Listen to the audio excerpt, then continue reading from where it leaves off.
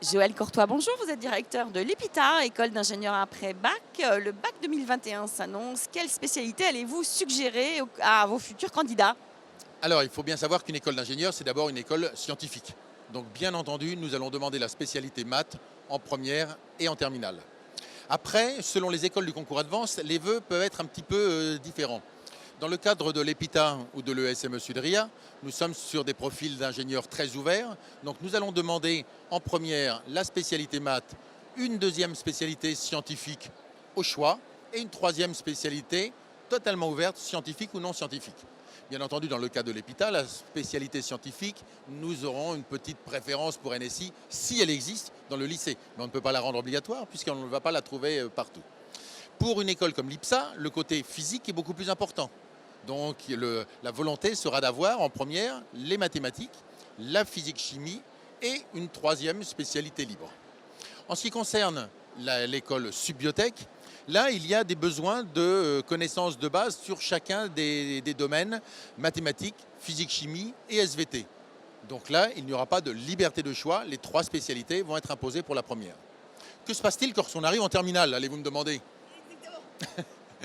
Alors en terminale, les trois écoles, EPITA, ESME Sudria et IPSA, vont garder la spécialité maths, ainsi qu'une deuxième spécialité scientifique. À savoir.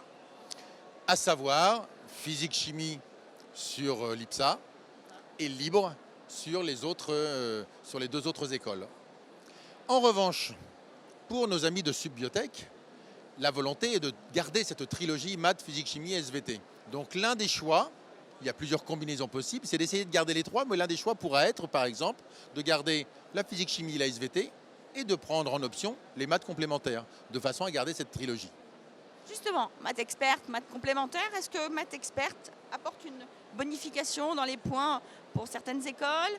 Maths complémentaire, est-ce que c'est rédhibitoire? Dites-nous tout. Alors, comme je viens de le dire, sur Subbiotech, les maths complémentaires peuvent être un bon moyen de maintenir la trilogie.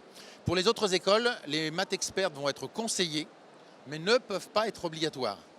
Alors pourquoi le conseillons-nous? D'abord parce qu'il y aura un meilleur prérequis auprès des candidats, donc une meilleure préparation au moment des épreuves. Donc ce n'est pas quelque chose qui fera partie du contenu même de l'épreuve, on ne peut pas le rendre obligatoire. D'abord parce qu'on n'est pas certain que les maths expertes seront disponibles partout dans tous les lycées.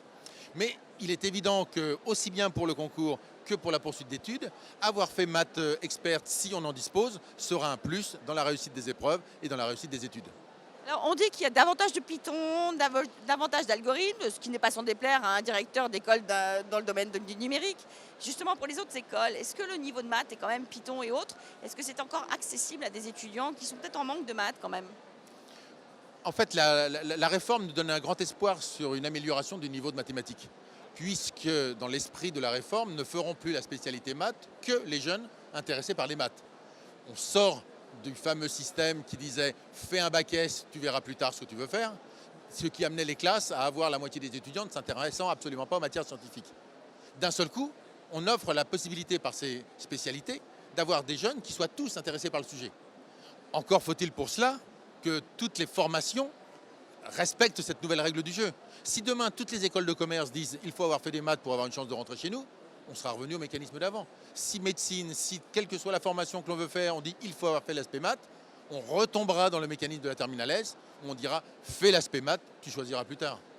Alors, SI, NSI, le numérique, n'ont pas franchement attiré, des spécialités n'ont pas franchement attiré ceux qui vont inaugurer le bac 2021. Pardon. Que pouvez-vous dire de ces filières? Pourquoi faut-il aller vers ces filières?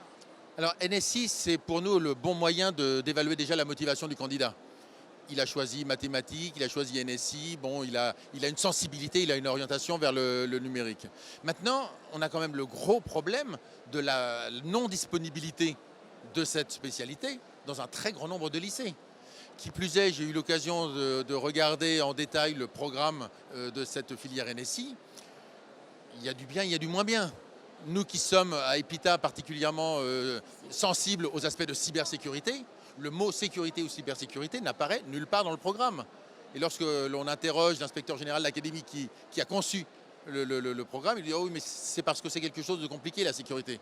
Bien sûr c'est compliqué, Mais si vous ne l'abordez pas du tout, nous allons recréer de jeunes développeurs qui, comme au bon vieux temps, vont faire de gentils programmes pour de gentils utilisateurs dans le merveilleux monde des bisounours, alors qu'à la sortie de leur projet, les attendent des escrocs de tout type.